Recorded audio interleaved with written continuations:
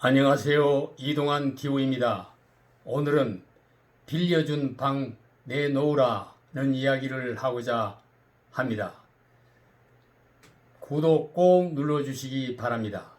지구가 생기고 인류가 생기고 지금에 이르기까지 하루 24시간이라고 보면 인류가 문명을 일으킨 시점은 23시 59분 59초라고 합니다.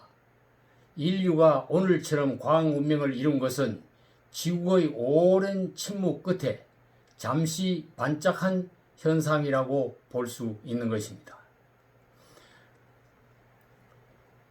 하라리는 예루살렘 히브리 대학교에서 지구의 역사를 연구하는 역사학 교수입니다.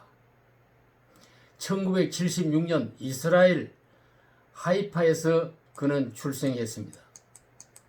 1993년 히브리 대학에서 중세 역사와 전쟁 및 군 문화를 전공했습니다. 2002년 영국 옥스퍼드 대학에서 중세 전쟁사로 박사학위를 받았습니다. 2010년 그의 저서 사피엔스를 출간하여 베스트셀러가 되면서 학계 대중 사이에 저명한 역사학자로 유명해졌습니다. 사피엔스가 해외 45개국어로 출간되고 유튜브 세계사 강의 조회수가 수십만 뷰에 이르렀습니다. 인류의 간략한 역사라는 그의 무크 강의는 수강생이 전 세계 10만 명에 달했습니다.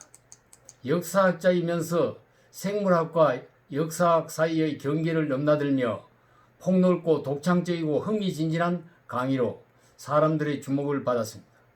2017년 호모데우스 극한의 경험, 대담한 작전, 2018년 21세기를 위한 21가지 재언 등의 저서를 내놓았습니다. 2009년 인문학 분야의 폴론스키상을 받았으며 2011년 군대 역사에 관한 논문으로 몽카도상을 받았습니다. 2012년 영 이스라엘 아카데미 오브 사이언스에 선정되기도 했습니다. 그 저서 사피엔스는 역사학과 생물학의 관계와 호모 사피엔스와 다른 동물과 다른 점, 역사에 대한 하나의 정의, 역사가 발전하는 방향성, 역사와 인간의 행복에 관한 질문에 해답을 주고 있습니다. 지구에는 10만 년 전부터 호모 사피엔스와 네안데르탈인, 호모 에릭투스 등 6종류의 인간이 살았다고 합니다. 그 중에 호모 사피엔스는 다른 5종을 정복하게 됐다고 합니다. 7만 년 전에 사피엔스는 언어 능력을 지니게 되면서 인지혁명을 통해 조직력을 갖게 됐다고 주장했습니다.